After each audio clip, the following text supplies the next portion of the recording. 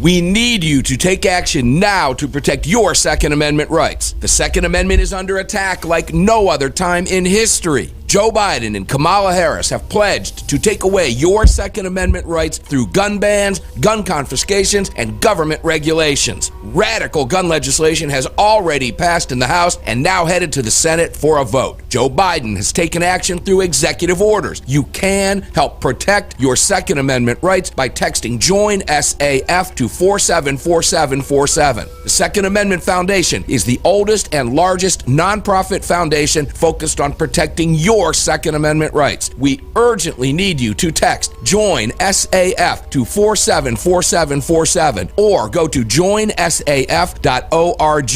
Your right to own a gun is on the line. Text JOIN SAF to 474747 or call the 800 number on your screen right now. Hey everyone, welcome to another edition of the Daily Bullet. My name is Paul Lathrop. I'm the Deputy Director of New Media for the Second Amendment Foundation.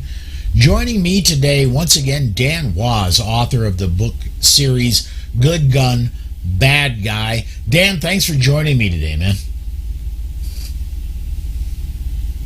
Oh, I lost your audio, bud. I don't know what happened. Sorry about that. Thanks for having me, Paul. I always love coming on the show. One thing I want to talk about today, I've noticed earlier today, and I want to kind of key off on this. I'm going to go ahead and bring this on screen for everybody watching as I am working on getting comments up so that people can comment. We can talk about those. But the liberals are funding ads going out in the New York Times and other places calling on Stephen Breyer, one of the most experienced, shall we say, liberal justices on the Supreme Court, to retire. What that tells me is basically that the liberals are scared they're going to lose the Senate in 2022 and the presidency in 2024. Otherwise, it really wouldn't matter to them one little bit whether Breyer retired or not.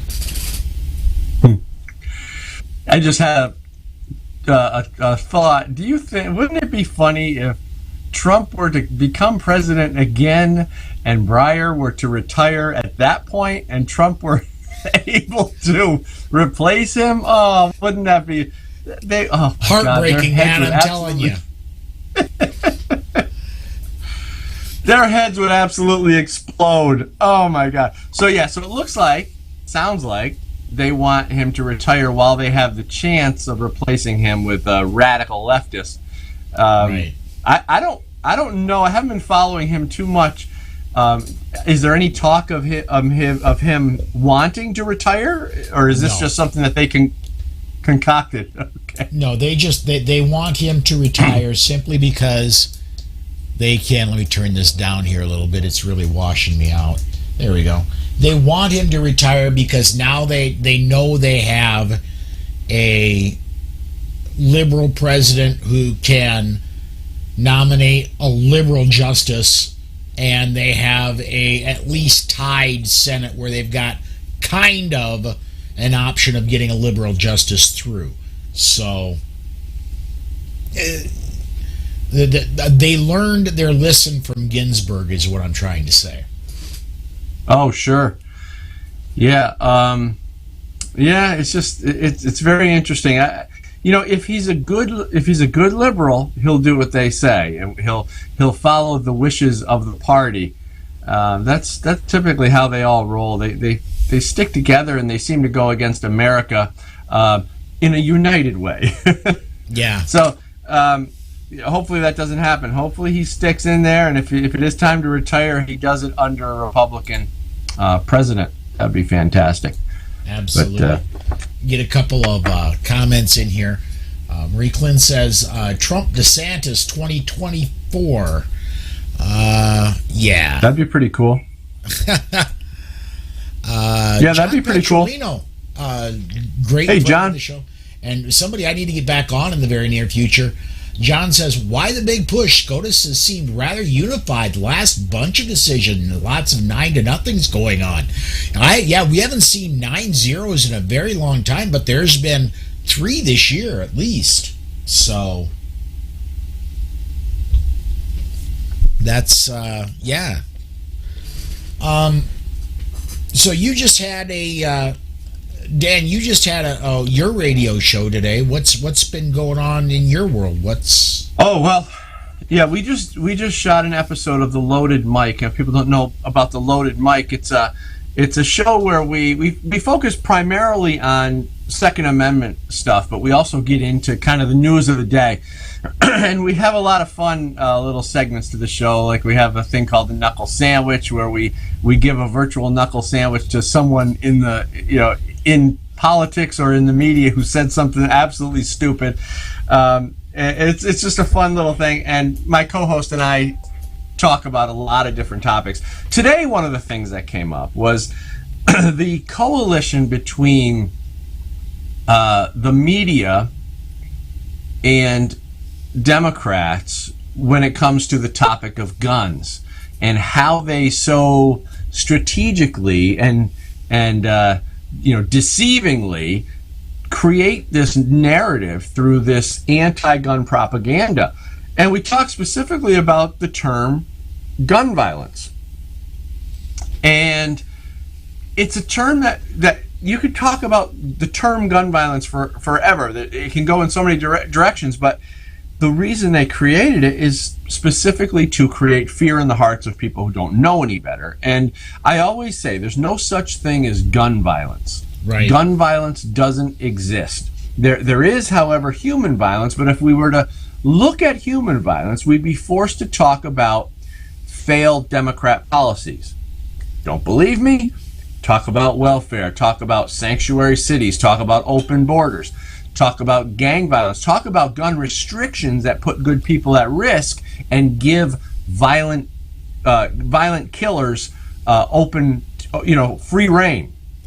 So it's the Democrat policies that cause the human violence, but they take that human violence and they talk about it as if it was the fault of the gun, and they use the term gun violence.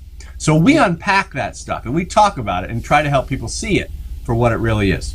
Yeah, if guns are violent, man, mine are defective because they've only ever gone off when I specifically wanted them to.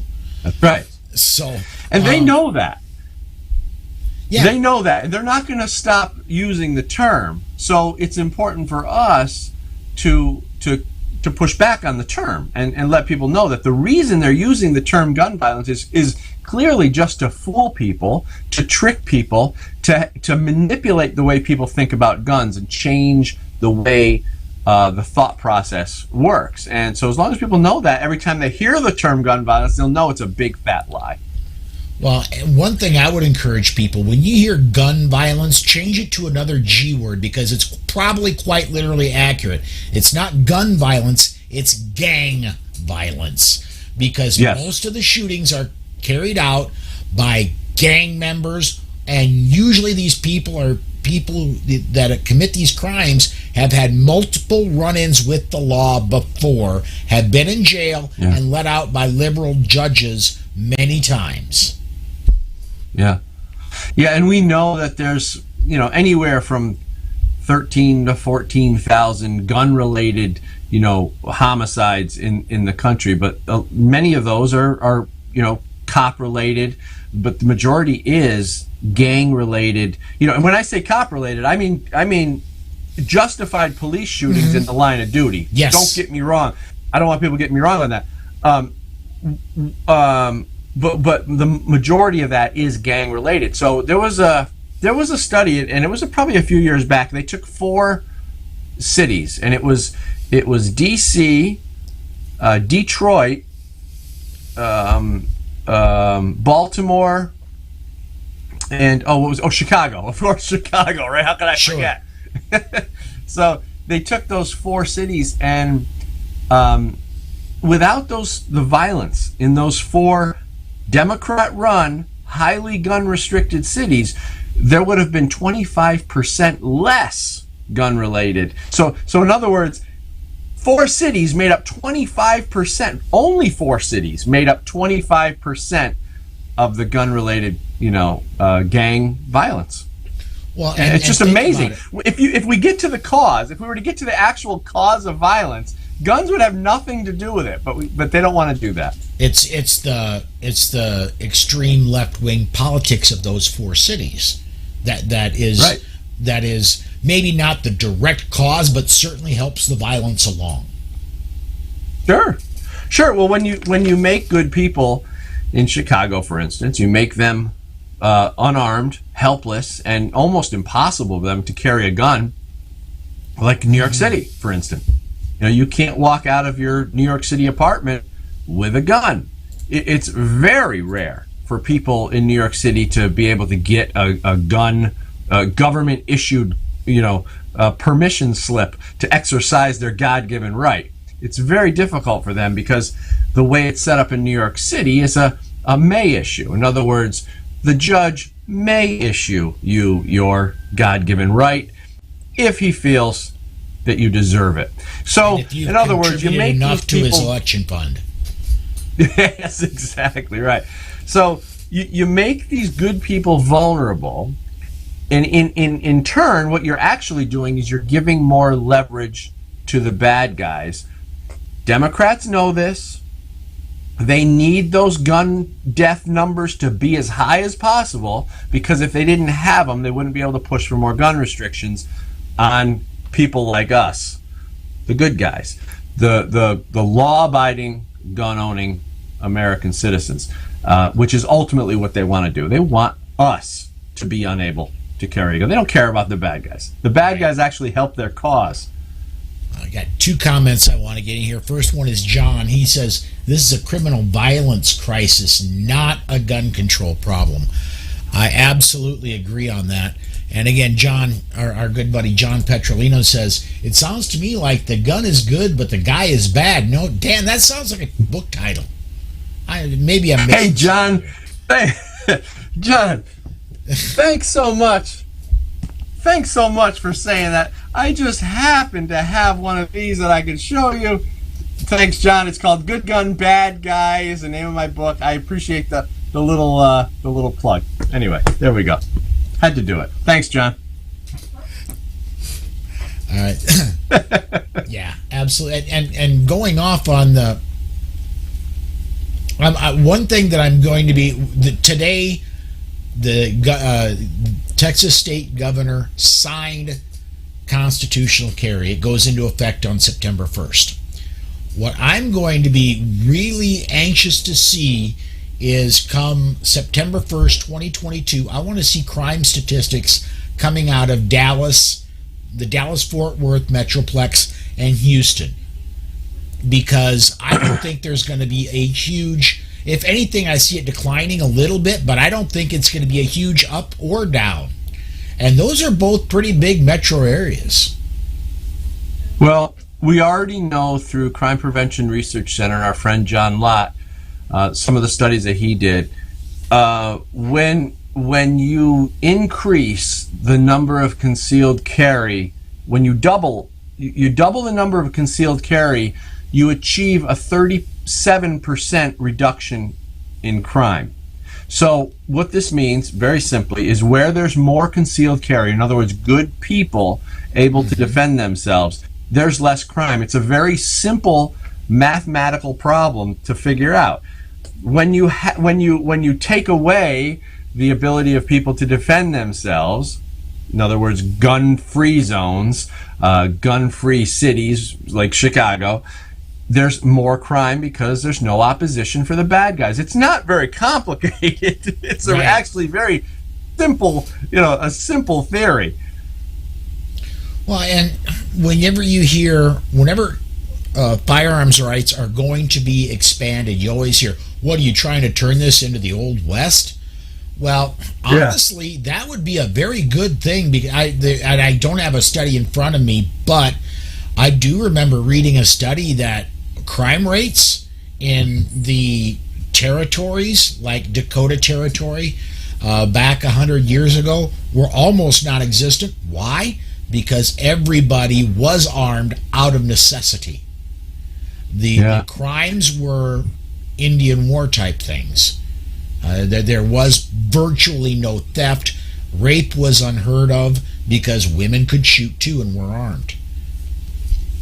Yeah, well, an armed society is a polite society. I mean, we know that, and it's just it makes perfect sense to be able to defend yourself. And you're right. They use the term like the Wild West. They love that term because for people who don't know any better, they think that there's going to be shootouts in the produce section. They think people are going to be, getting in road rage incidents and shooting at each other just because they're angry, just because they have a gun.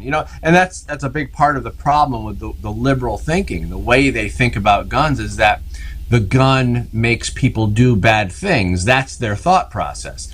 And because they don't really know any better, a lot of them, they follow along and they see these scary guns and they think that if the person had a gun, then he's going to do bad things. If the person doesn't have a gun, they're not going to do bad things, as if the gun was to change your perception on life and make you want to commit a bad act. It's so delusional. Right. But then again, when you think about it, you got to remember that these people are actually thinking this stuff in their own heads, and that maybe they might have the violent tendencies, and maybe they're the ones we need, because they're the ones talking about this. They're the ones envisioning people killing other people just because they have a gun. Well, maybe if that thought process is going on in the liberal progressives' mind, well, maybe they're the ones that we should be concerned with. Amen. And Clint Marie says, the gun made them do it, said no one ever. Exactly. Right. Exactly. David Wilcox backs up your point of view, says the Old West was a pretty chill place. Yeah, and I would think. And go ahead. No, you go. Go ahead. No, go ahead. The one thing you hear about the Old West, the one that comes up classically, is a shootout at the OK Corral. And remember, the shootout at the OK Corral was about disarmament, because when the Clantons came to town, they didn't want to disarm at the city limits because the entire town was declared a gun-free zone, and that's what preempted the shootout at the OK Corral. Yeah, they'll always want you to see those things as fearful, like it's going to happen here, the shootouts at high noon and all this stuff. When in reality, the only places that we have this type of, violent behavior is in gun-free zones. This is where this stuff happens because, the good people are disarmed. And look at the schools. Ever since Joe Biden introduced the 1990 Gun-Free School Zones Act, school killings nearly doubled. Well, why is that? Don't you think that they would say, let's fix this problem. We know the cause of it. We've just removed all firearms from anybody in the school so they can't defend themselves, and now we see an uptick in crime at these schools. How hard is this to figure out? Right. But exactly. Ohio is getting a handle on it, but Ohio is training their teachers at a prodigious rate to carry. Oh yeah, well things are changing because finally good people, real Americans, conservatives, real people who understand the value of firearms, the value of our Constitution and Bill of Rights, people are starting to finally stand up. It took a long time, and it took a lot of people getting killed because of these dangerous gun policies, but finally we're starting to look at guns as a positive, as a net positive, which is what they are. Because we can talk about the statistics. We can talk about 2.5 million lives potentially saved by defensive gun uses versus the very small number of people who are killed by guns. When you take away the ability of people to defend themselves, you're going to have an increase in the deaths because the bad guys have no leverage. So it's just simple math. People are starting to get smart. Republicans are standing up. And that's why we have 21 constitutional carry states. I This is good. This is a good thing. Mm-hmm. Finally. Amen. John Lutine says the left says access to guns is the problem. Therefore, only the government should own guns. Yeah, John, I think kind of sums up their position pretty well.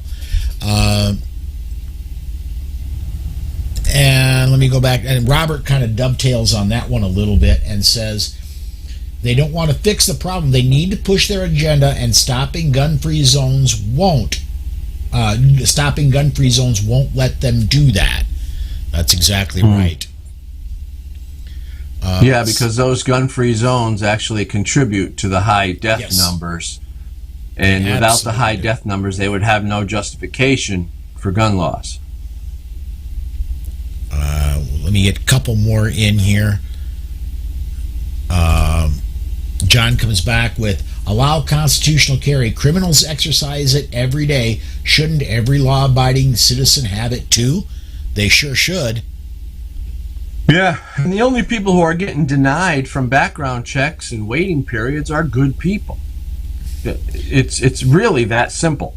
And because we talked about this before, there was over 112,000 background check denials in 2017, which resulted in only 12,000 investigations. And those 12,000 investigations tell us that a vast number of the initial denials were false positives. And they realized that very early on, so they did 12,000 investigations, but out of the 12,000 investigations, there were only a dozen people who shouldn't have been purchasing a gun. 12 people out of 112,000 denials. Now think about all those people who got denied for no good reason and put in danger because they couldn't defend themselves. Maybe those people were single mothers in Chicago. We don't know who they were, but they were denied 112,000 in 1 year.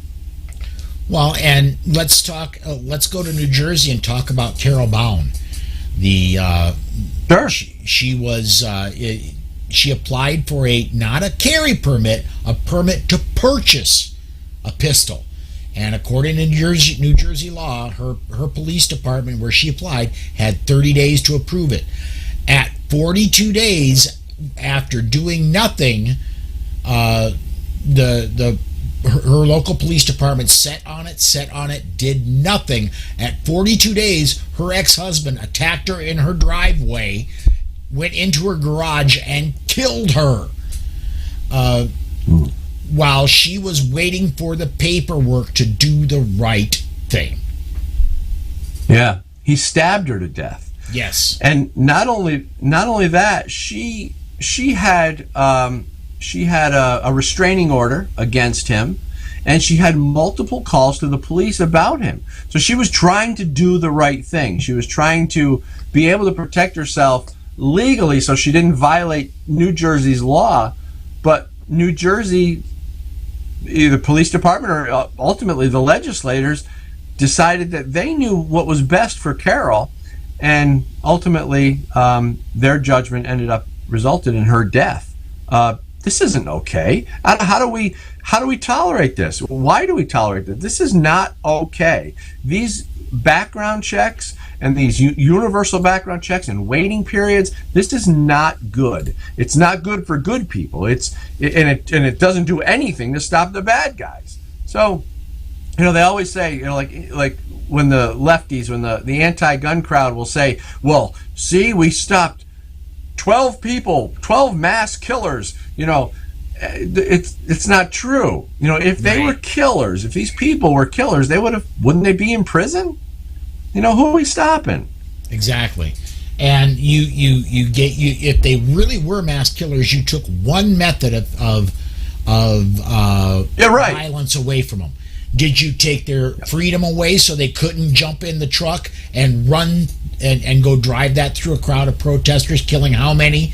Did you stop them from loading up fertilizer and blowing up that truck in Oklahoma City? There's a lot of ways you can cause death and destruction. It has been, you can just look back in history and see that guns are effective, but there are even more effective ways to do it. I want to get this one in quick, Dan. How many tens of millions of people were murdered by their own governments in the 20th century? I don't have the exact answer to that, David, but I know when you're talking about Jews in Germany and just the general population in Cambodia, when you're talking Pol Pot, we're talking lots of tens of millions. We're talking a lot of people. When dictators get into power and you don't agree with the dictator, your life expectancy is very short. And thank goodness we have the right to keep and bear arms, and should a dictator come into power here, there's the right of the people to fight back.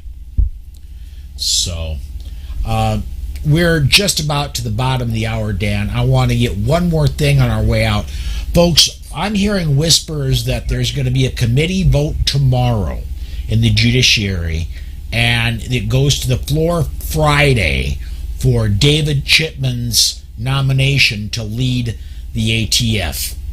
I want one more time for you to please get on the phone with your senators, not just in Washington, D.C., but please do that. Do call their D.C. office.